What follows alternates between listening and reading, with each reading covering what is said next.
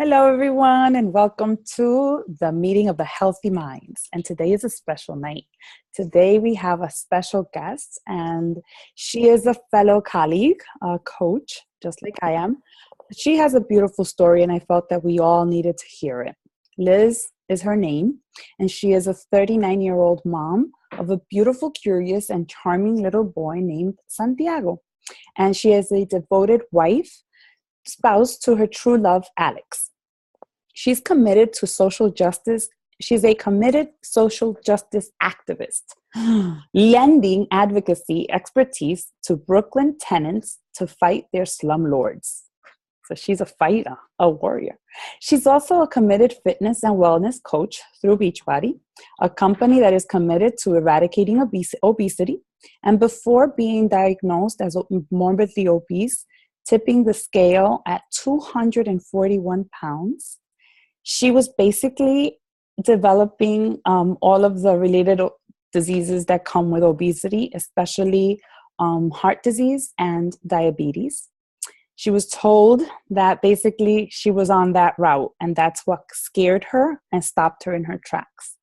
And tonight, Liz is going to share with us how the support that she has received, the fitness program that she has used, and Shakeology have helped her lose 108 pounds. You heard that right. 108 pounds. Wow. Welcome to the meeting of the Healthy Minds, Liz. The floor is yours. Thank you so much for having me. I'm so honored. And to be honest with you, like when someone like Uniris invites you to be the guest speaker on a call like this, you feel like, wow, like this is a gift, right? Like you really start to pay attention about all the things that are happening in your life, and you feel like, wow, I'm in the right place at the right time, and you feel really blessed and honored. So thank you and good evening. So our folks on this call mostly relatively new participants in your accountability group? It's between both. It's relatively new people who have been in the journey since I've been a coach. So like, for example, you'll have my sister, Diana, who's been a coach Giselle for 3 years, but then we also have people who joined 2 years. People that will be listening to the recording who are brand new. They're in our Challenge Tracker app. People who have struggled in the past with sticking to a program, with focusing on themselves, because it's, we juggle everything that comes with all of this, with the mommy life, with the work and all of the responsibilities, and mostly mindset. So that's what we're dealing with. Okay, very good. Well, thank you. And I'm glad that I know who my audience is. Yes. So thank you so much, everyone, for being here and for showing up, not just for me, but especially for yourself, right? Because if you're here, you are engaged and you want to learn more, and you are students and you really want to make this work. And I just want to say before I get into the nitty gritty that I have a toddler who took an unexpected nap, and he may make a cameo appearance. That's fine. We all know how that goes. I apologize in advance. So I am Liz, and 2 years ago, I was morbidly obese. I weighed 241 pounds. I had a 9-month-old who I adore, and I worked very hard to create and keep alive. And I went to visit my doctor, like Uniris said, for a regular checkup. And I wasn't shocked by what I heard, because I had already been feeling awful. Of course, I was feeling awful. And I justified the way that I was feeling, thinking, oh, those are the aches and pains of a new mom. I'm supposed to feel this tired. I'm supposed to, feel like completely drained of energy. I'm supposed to wake up and the first step out of my bed is pain. My ankles are supposed to be swollen. My knees are supposed to hurt. And I thought, pues claro, of course, I'm supposed to feel this way because I'm a new mom and I'm supposed to be, I'm supposed to feel disgusting and just ill, really ill at a cellular level. So when I went to the doctor, and the doctor told me, sort of looking at me like, oh, Jay, you have to do something about your weight. It had nothing to do with vanity. It had everything to do with my survival. At that point, I was in such a bad place that this is the same woman who had delivered my son. She was my midwife. And she said, your cholesterol levels are really high, and that coupled with your morbid obesity makes you a candidate for heart disease, and you might want to do something about that. So I hear that information. I look at my 9-month-old son, I look at my husband, and I think, man, yeah, I know that I've been feeling really tired and ill and just not well, but that's a shocking diagnosis. And I think, I don't think that like doing something and acting out of fear is the best recipe, right, for success, but sometimes fear is the fuel that we need. So at that time, fear was the thing that was helping me pay attention to the signs out there that there was help to be had. My good friend Giovanna, who was on social media and was also a Beachbody coach, but had really great success with her own fitness journey and was sharing it,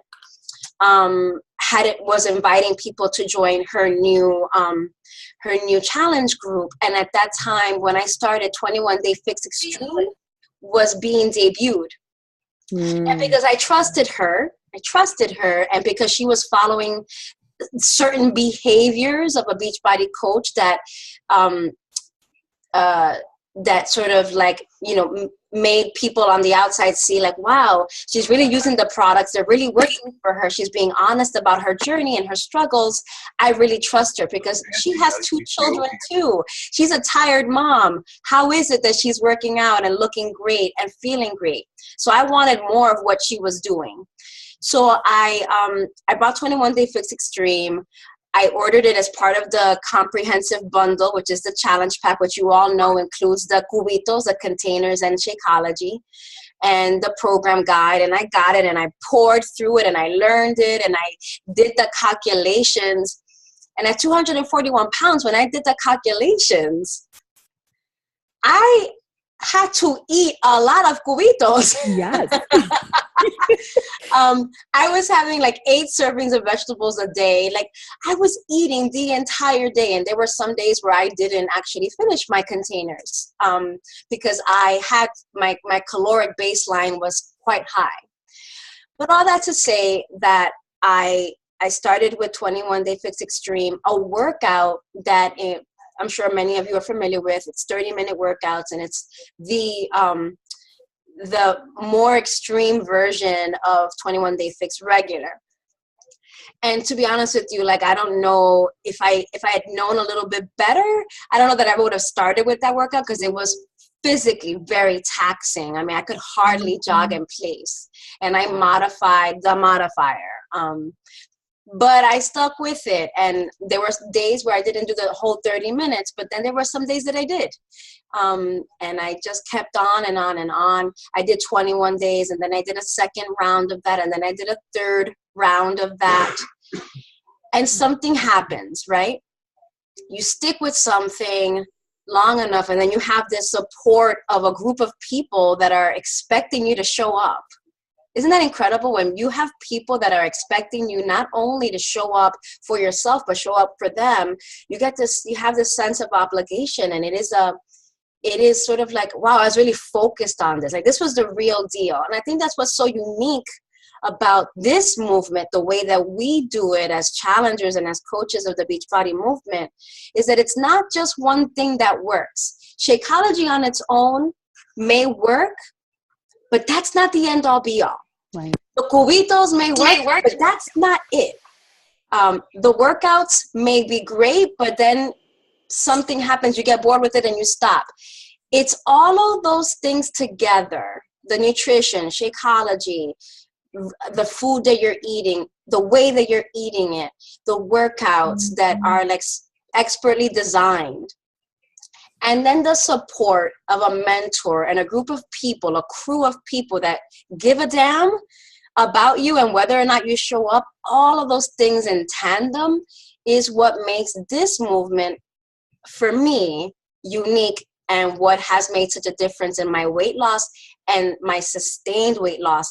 I want this lifestyle. I love it now. I crave it now. And it has everything to do with all of these things together. It's an expert formula. And I think that's why it works for me. I mean, I've been probably overweight all my life, if I'm being honest. And I've tried many things and I've had success and then have fallen off. But this feels different. And I think I know why it feels different. It feels different because I am completely invested in every aspect of it. I'm invested as a participant in my challenge group, and also as now a coach who facilitates the challenge group that I was a member of. And I have like this sense of duty, not only to myself, but to the women, to the participants, not only women, that I'm mentoring who are seeing me as an example, and I need them. I need them to continue to fuel my motivation. So it's, oh, someone is not on mute, but that's cool.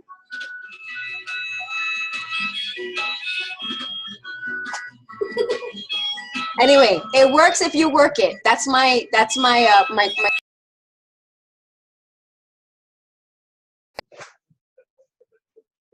oh, oh, great. Okay. So,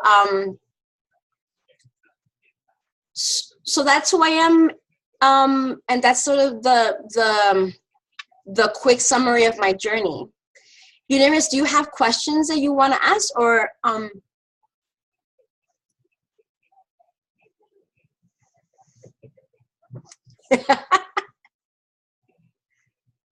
Unmute. Okay, that's what happens when you unmute other people. So I heard you say something that to me stands out, and that's the word fear. And I think I've never been, over 200 pounds. I mean, yes, I have been. I've been 215 pounds. That's the biggest I've ever been.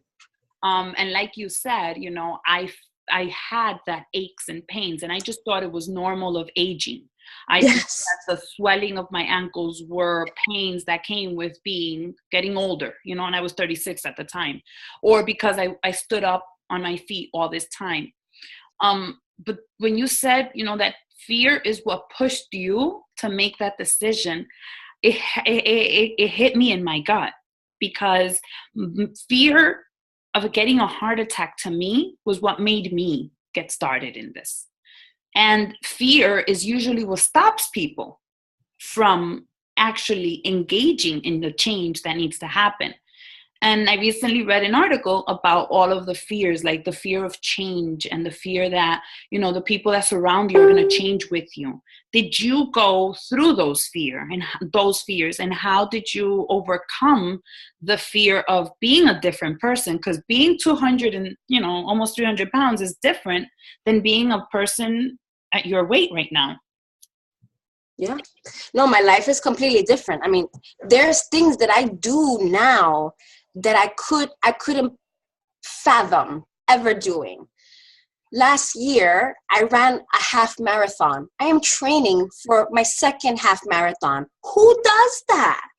Not someone like me, not someone who I going with tears at the Team Eagle party. I saw you dance, and because I know your story, my heart, and I think I went to you and I hugged you, because to see you dance like nobody before, like who cares if somebody's watching me, that to me, like that meant you were alive.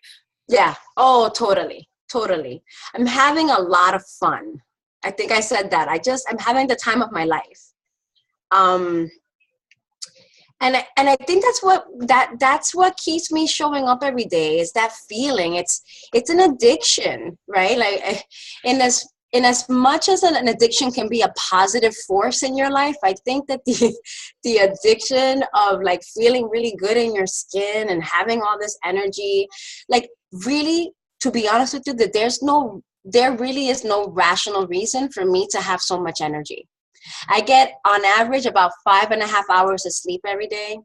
I work 2 jobs. I have a toddler.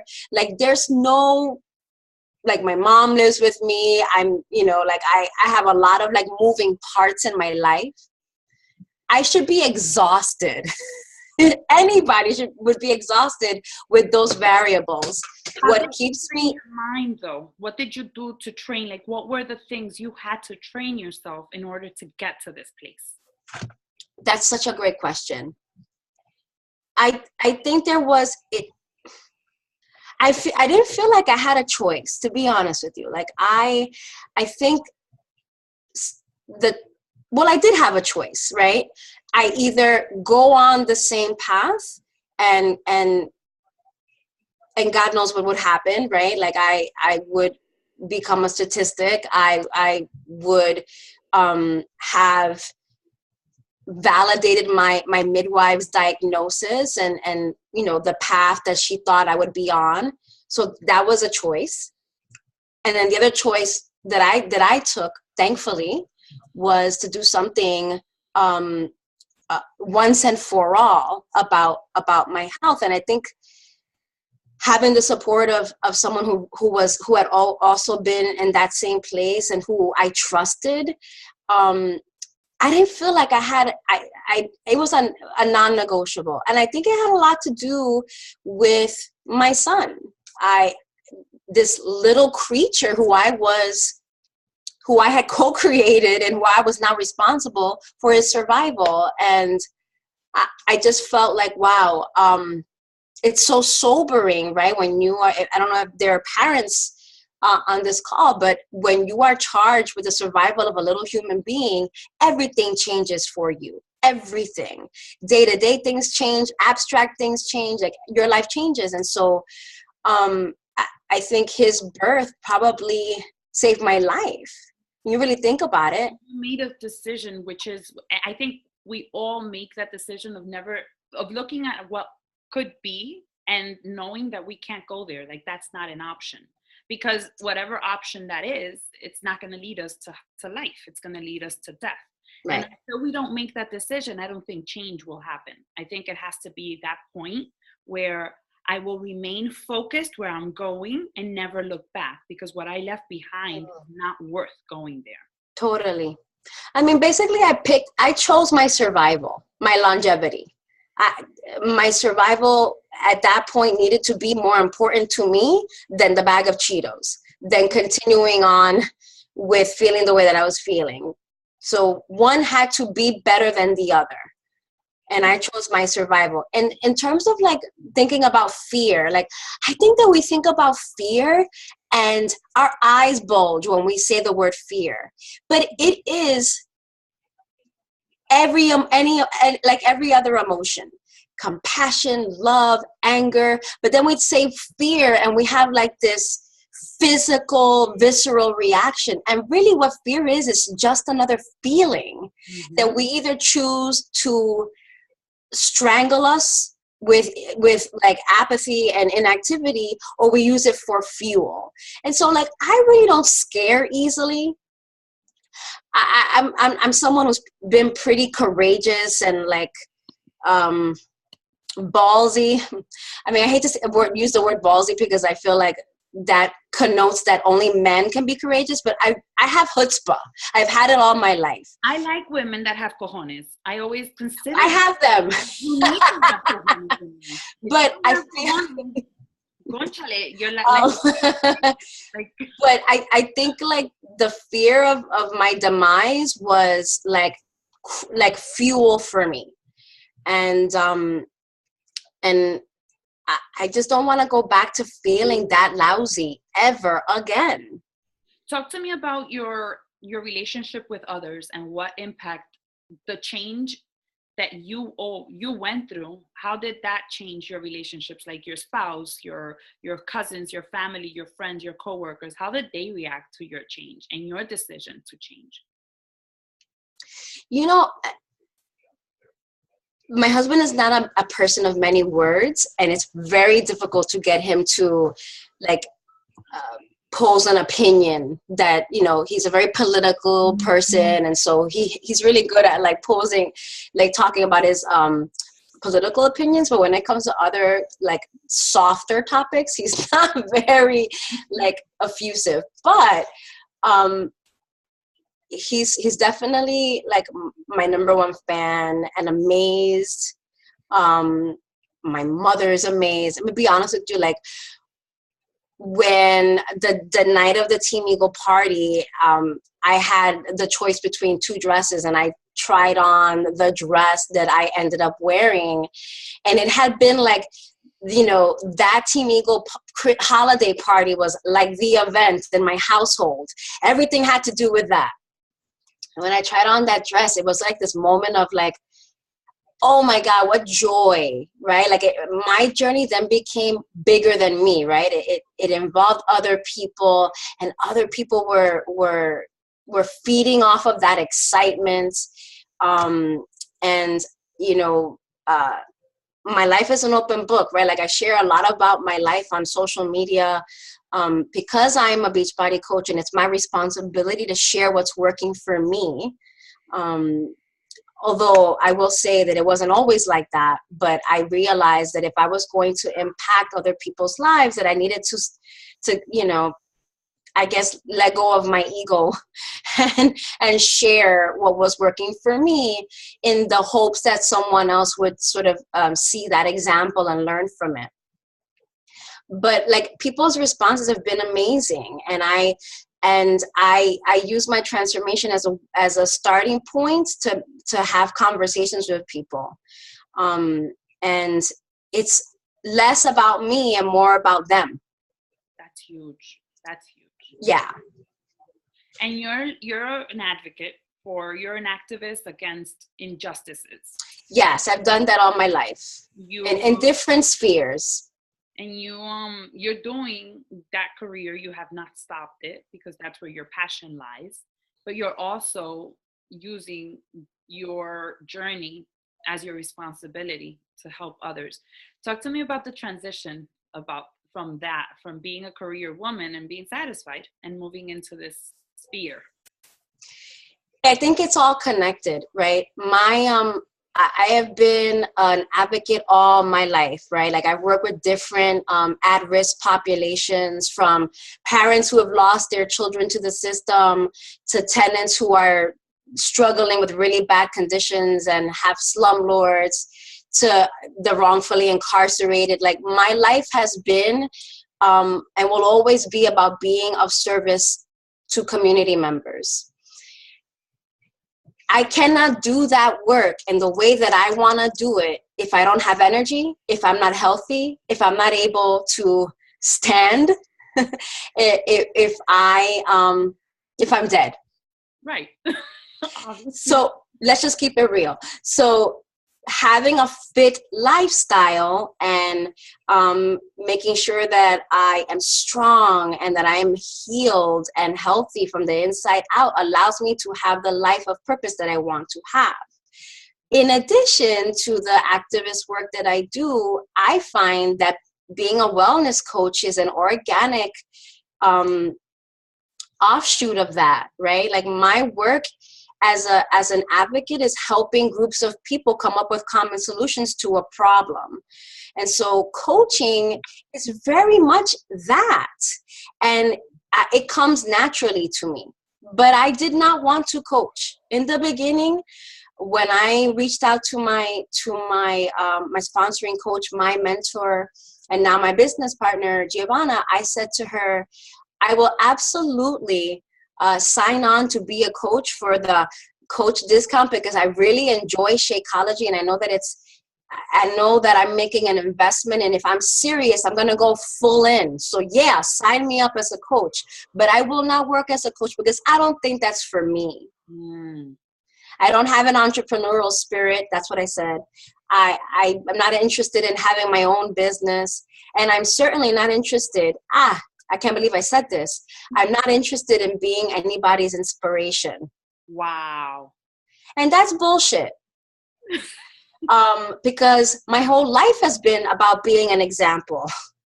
Right? So, but I was just so worried about what was happening to me in my life right in that moment that I couldn't see the possibility. But it took a very short amount of time for me to realize, wow, that is really egotistical. Mm-hmm. I'm having this transformation of mind, body, and soul, and that I wouldn't share that with someone. Wow, I have some nerve.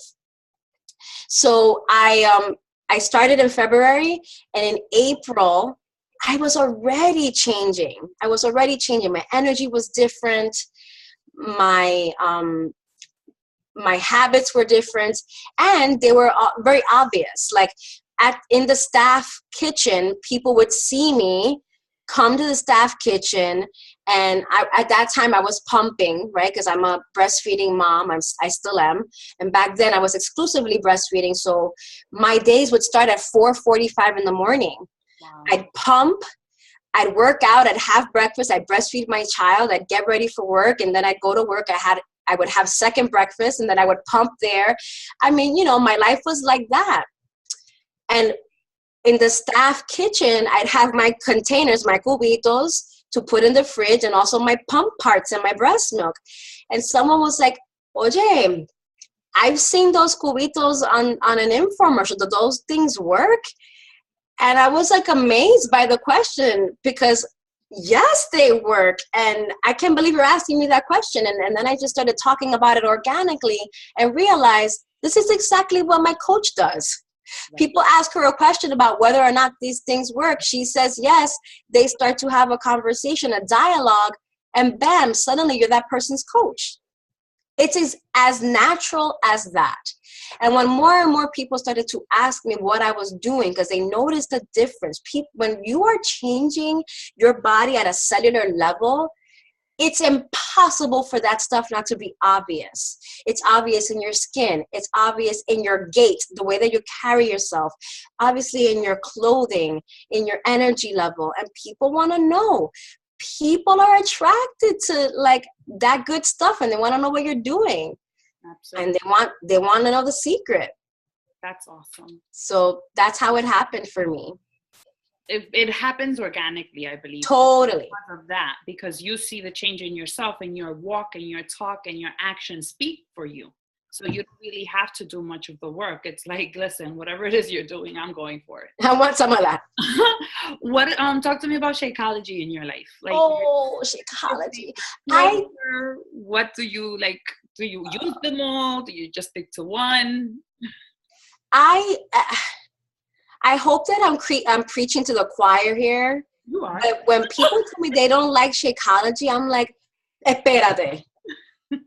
What are you drinking? Because first of all, it is delicious. Mm-hmm. And second of all, like, I was drinking Shakeology as a breastfeeding mom. So I did a lot of research on Shakeology before drinking it, because I wasn't going to fool around with anything that was going to mess up my supply. I don't know if people like understand about pumping and breast milk. Oh, I hear a lot of people. Your supply is everything to you. So you're not going to drink anything or do anything that's going to mess around with your supply. So I looked at the ingredients. I talked to my lactation consultant, and I just liked it instantly. I started off with regular chocolate. Then I went over to vegan chocolate, which is my bae. And then Cafe Latte was released, and like the heavens opened up. I love Shakeology. I drink it every day. And because it's become part of my daily practice, I have my recipe down to a science. No matter what the flavor is, it's 5 to 6 ice cubes, 8 ounces of unsweetened almond milk, a splash of water, half a frozen banana, a scoop of whatever flavor it is, and either PB2, which is the powdered peanut butter, or regular peanut butter. Bam. Yeah. And it's every time I make it, it's delicious. But it's, it's not only about the taste, because I'm gonna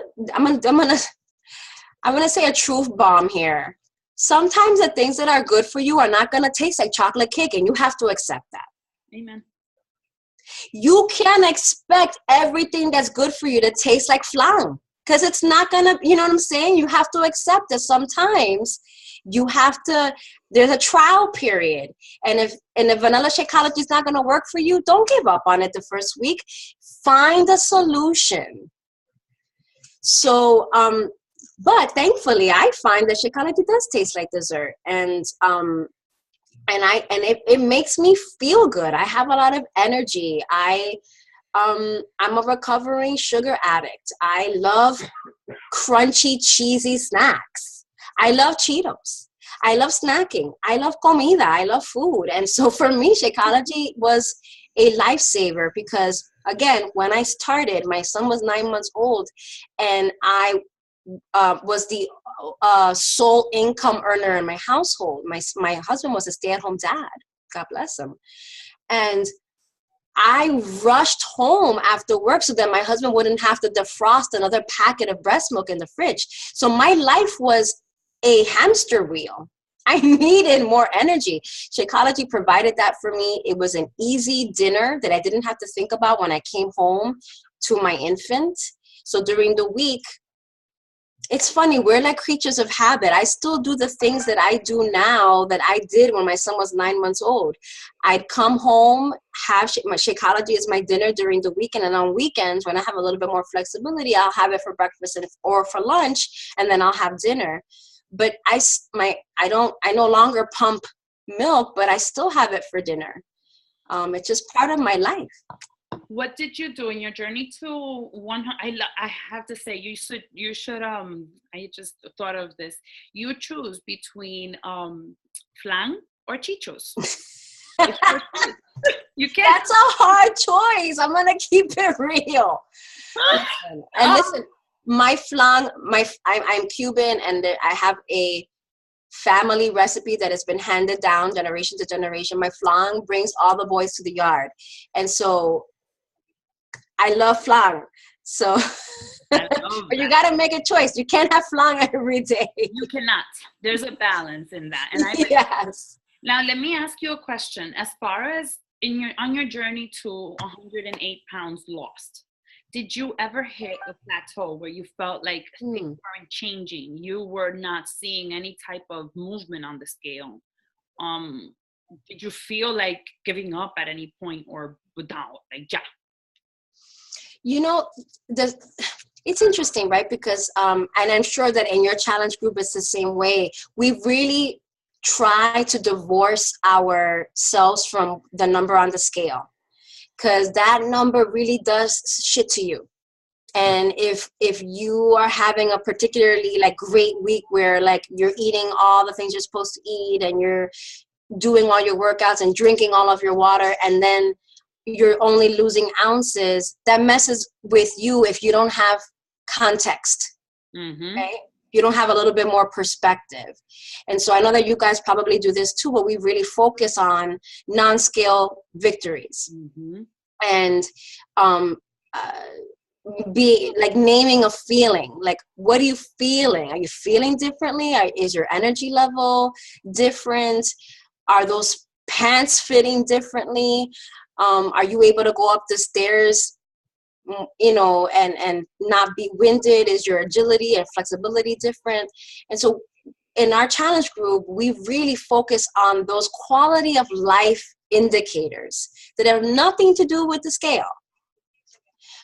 But the scale is one benchmark, right? And it's not to be ignored, because it's a tool. It's a tool. And so I think I've never really had a plateau. Like, I've always kind of like either lost ounces or inches. But I have to be honest with you, and this is the truth, you guys. I have not yet reached a point where I feel discouraged. I'm not yet there. And perhaps I won't be. I've just been having such a great time, and have been seeing all these changes in my life related to the scale and not. that there really aren't reasons for me to be discouraged. How long did it take for you to drop for the 100 pounds? Oh, I want to say it took a good year, a good solid year. And that's not having a break from program to program. So let me just tell you what programs I completed. And that's the key. I completed every program that I started. I gave it my all. I followed the program guide. I followed the corresponding meal plan. You're the perfect coach. I mean, it works if you work it. This is not magic. It really is designed to work. I swear. We would be millionaires if we came up with this. I don't. It really does work. I started with 21 Day Fix Extreme. I did 3 rounds of that. Then I did PiYo for 60 days. And then right after that, I did Size. And then right after that, I did, Turbo Fire. The whole summer of 2015, 16 was that. Then Turbo Fire, 22-minute hardcore. The Masters Hammer and Chisel, P90X3. Oh, incredible program. And then right after that, what happened? Coeur de Force happened.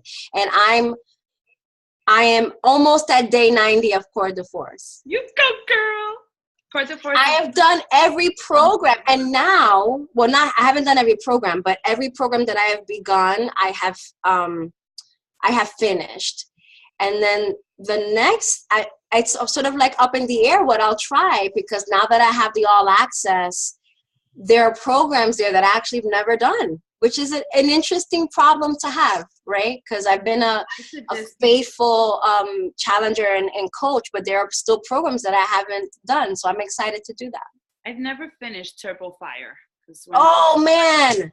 Came out, I was, that's when my life crumbled into pieces, so I had to stick to something that needed like consistency.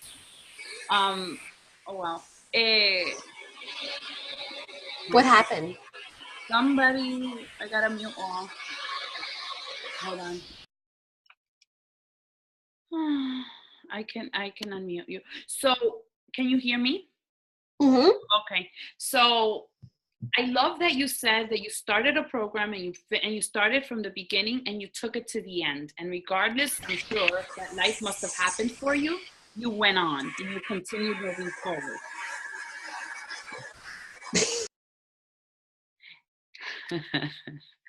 I lost you. ¿A dónde tú estás? I lost you. I don't see you on you. Okay, I see you now. I'm sorry. So it's gonna keep coming back. It's okay. I don't know. So I think that's one of the best advice that I can say to people. When I notice success, I see that's one of the common denominators. The beginning to the end of a program. Someone they have some questions in the chat. Oh, wonderful. Thank you. If one person said, you answered the question, which programs did you start with? If you had a child to live for, what would you say to someone who doesn't have a little person to depend on? How do you see how nice they are? Because somebody is you had a child to live for. What would you say to someone who doesn't have a little person to depend on? How do you keep your head in the game and not lose sight? So what advice would you give to a person who's not a mom? Okay, Diana. Raise your hand. Where are you? Hi, Diana. You know who you have to live for, Diana? Diana. Dianasthebomb.com. Why isn't she the person to live for? I'll tell you what. It's very easy to say that my why is my child and my husband. Of course, that's a given. They're the default why. But I'm going to be honest with you. My biggest why is how fantastic I look and feel. I know that people are not supposed to say that, but guess what? You are supposed to say that. You are the person that you've been waiting for. You are the person that you're supposed to be fighting for. If you're not number one, nothing else in your life can be right. Nothing else. I love the way that I feel. I love the way that I look. I love what I can do now. And for me, that feeling is an aphrodisiac. It's an addiction. I love it. I crave that. That is your motivation. That feeling after a workout, that feeling after accomplishing something you've never done before, of having a good week of like, you know, as something so basic as like drinking water and feeling good about the choices you've made at a party, like all of those things, those feelings, that sense of accomplishment, that's what you live for. Absolutely. You have to find happiness in being awesome. That's the goal. Yeah. You don't need a little baby for that. You don't need anybody else for that. And I think in your case, I know for example, in my position, and Diana knows this about me, when I decided to make a change for myself, yes, it involved my children because they needed a healthy mom, but I needed to learn to love myself, because at that moment, I couldn't trust where the love of my life was coming from. It had to be me. And I crumbled to pieces and faced myself to the point where I would be upset with how far I let myself go for loving a person that much, that I took my love and put it second. And I never again will do that. I will love others. I will be there for others, but I will be selfish. And I will be selfish till the day I die. You know why? Because if I die, then I'm no longer there. So I have to do whatever it takes to be okay. And whether I have my kids with me, whether I'm married, whether I have my significant other, I'm going to keep pushing, because life was given to me. It wasn't given to nobody else. It was given to me. And it's my responsibility, as you stated, to take care of it. Yeah. Yeah. That's a basic, fundamental quality of life thing. So guys, I don't know if you have any questions. I think Liz has given us her heart. I don't have any other questions for you. I truly admire you. Oh my God. Thank you. You epitomize like exactly what this business, what this opportunity can do to someone's life. It can take a person and mold them, not into someone new, but into the version you were created to be, without all of the other stuff that comes to overcome you. You know what I mean? Yeah. Cover your goodness, your greatness. Who's Giselle? Giselle Roldan. Giselle, say hello. Wait, Giselle, another breastfeeding mom? Yes. She's had 3 babies and 2 while she's been in the journey. So she has. No, I know. She did the quarter four. She was in the official test group. She was in the official test group. Yay! Hi, Giselle. I see you. Oh, baby. So yeah.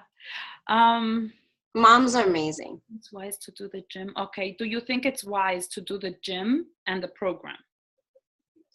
Oh, so like do a program and then go to an outside gym? Well, I don't think there's anything wrong with doing an extra, but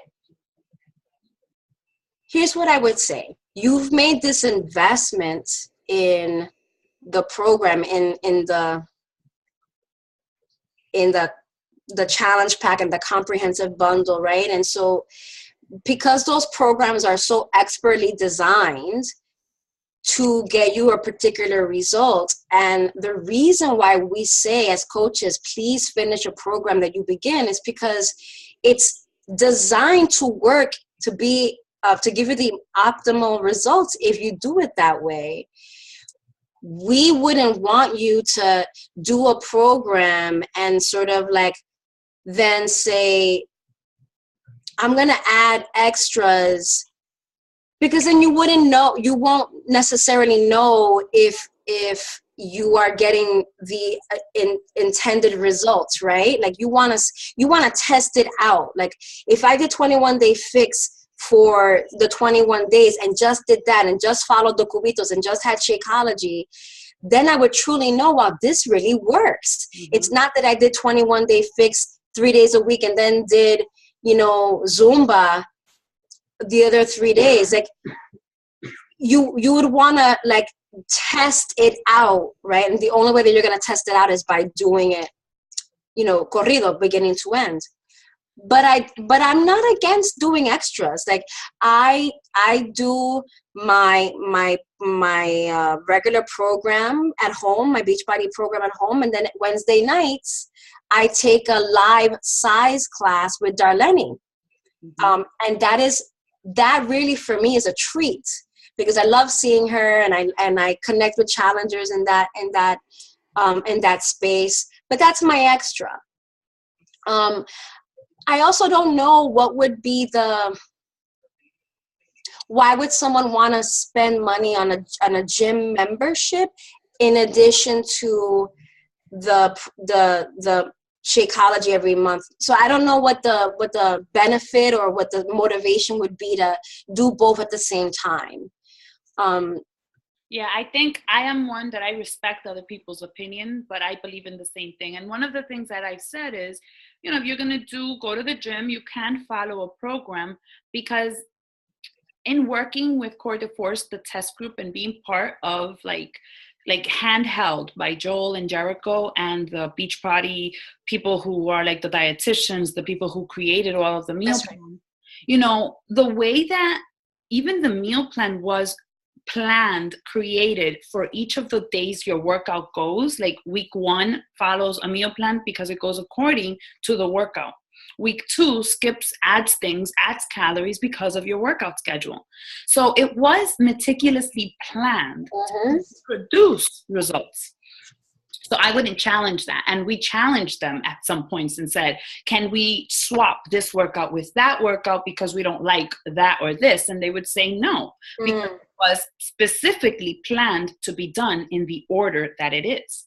And if you think back to 21 Day Extreme, when you follow that meal plan, you go to competition meal plan, and then you go to the regular competition meal plan, regular meal plan, and it's all meant to produce certain results.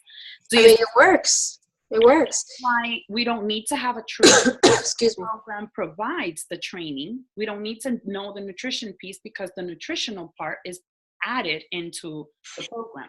But again, to each his own. And sometimes I've had people who go to the gym many, many years and still don't have a transformation. And oh, wow. Yeah. And then like I had someone have a conversation with me on Instagram last night, and she was like, so what type of program do you do when you go to the gym? Like, because you must be bench pressing or doing specific things to be so toned. And I said, you'd be surprised to know that I haven't touched a program with weights for the last 6 That's right. I haven't. I tried to go back to like weights, and I couldn't. I went back to Core de Force, and I stuck to it because it's given me the tone and the sculpt my body needs without resistance. So it's all a matter of doing things the way it was designed to be done, in my opinion. Right. I also would, like, you would want to avoid overtaxing your body and risk injury, right? But I will say this, like, I run about 3 times a week because I'm a runner now. I'm an athlete now. That's crazy. I can't believe I say that about myself. I'm a runner now. So I do, and because I'm training, I do running as my extra, but it's taxing on my body. And that is why don't ever skip the warm up or the cool down, because it's designed to save your body. And don't misinterpret, because we do have people who are gym members and they still follow Shakeology. They drink Shakeology. Yeah. Follow the program at the gym, and sometimes they use on demand, and they'll do like the Beast programs where you can follow their weight training program. So there is still a way that you can incorporate the whole program in, but what we're saying is from beginning to end, using the program and adding a gym to it is really taxing your body, and it's adding extra stress that you may not really need. All right, Miguelina, do you have a question about breastfeeding? I think Norris. Or no, it's just someone else answered it. I have this question, and Kenya just asked it. How many times, cuántas veces puedo tomar Shakeology al día? Oh, I drink it every day, once a day. There are rare occasions when I allow myself to have it twice. And that is when I have like the holidays. For example, if you celebrate Indigenous Peoples Day, aka Thanksgiving, or if you celebrate the December holidays, like I love to cook. I'm Cuban. We have the best cuisine, in my opinion. And so You do. my mom's black beans are a dream come true. They're velvet. And so I know that I'm going to have flan, as I said, and, all these amazing comidas criollas. So on those days, I make sure I never skip a workout and that I drink my water target. And then I've been known to have Shakeology a second time so that I'm not going to the dinner table ravenous or like after the half marathon, I needed it. And I remember thinking that I had it twice a day, but I don't make it a habit because I don't think it's designed for that. Mm-hmm.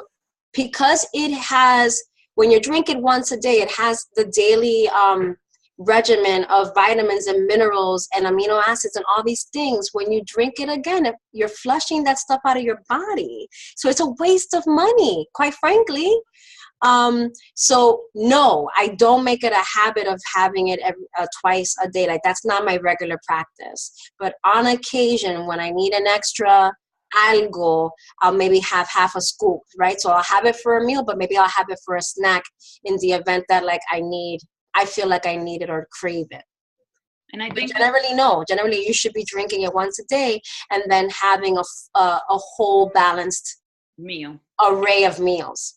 And that's again breaking that mentality of like a quick fix or moving away from the health, like from drinking shakes or juicing. It's getting our bodies accustomed to what it was created to do, which was to, eat a sensible meal. Yeah. Not feel like you can't control yourself. You know what I mean? If you are eating regularly and hydrating and you are food is our medicine, right? So like if we are eating in a way that is replenishing our body and we're eating enough of what we're supposed to eat, then in general, we shouldn't be hungry. Now, I know that especially when I'm training for races and I'm running makes me hungry. So those days are a challenge, and I have to make sure that I have meals sort of planned out for those days. Your new mindset is planning your days, right? Like instead of being someone who sort of like eats on the fly or what I'm gonna eat cualquier cosa. No, right? If we believe the premise that our bodies are a temple, then eating on the fly and eating cualquier cosa, that's not a way to love our bodies, right? So we have to put a little thought into that. We put so much thought in so many things in our life. Our education, our children, our household, our 9-to-5s. Like even like, doing a puzzle. Like we are so thoughtful about the things in our life. And I think it's amazing. And I am a victim of this too. I'm guilty of this too. That we don't think about the things that we put in our body and we're not thoughtful about it. And that's why we're paying the consequences now. But yes. First. And that's why we have to be actually conscious of the things we do. I can't thank you enough, Liz. Oh, it's my pleasure. I really do appreciate you. And I know that these ladies also appreciate you. Today, they've interacted, and I'm excited about that. Thank you, guys. I will definitely see you soon. Hell yeah. Perhaps even Saturday. Yes. I will give you a big hug. So Yay. Thank you very much for your time, and seguimos pa'lante. That's right. Gracias, familia. Don't stop. It works when you work it. So work it. Yeah. Love you. Take care. Bye, guys. Buenas noches. Thank you.